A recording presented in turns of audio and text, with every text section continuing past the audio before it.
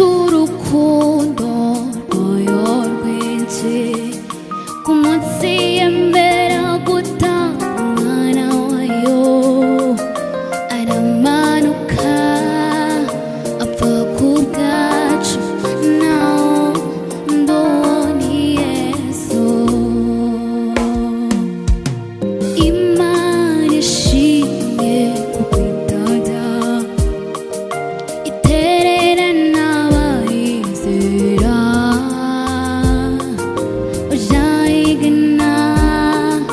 arushya remerewe iyo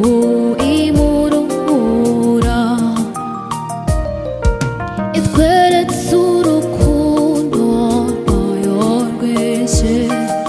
ku munsi yemera gutanga umwana wayo aramanuka apfa ku bwacu naho ndoni Yesu niwe ndirimbo y'ibihe byose ni umara inyota baje bamugana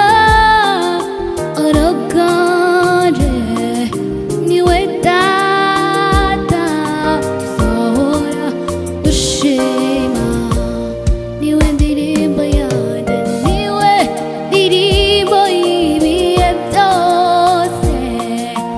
ni umara inyota baje bamugana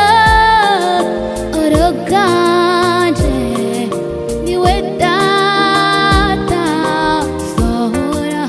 dushima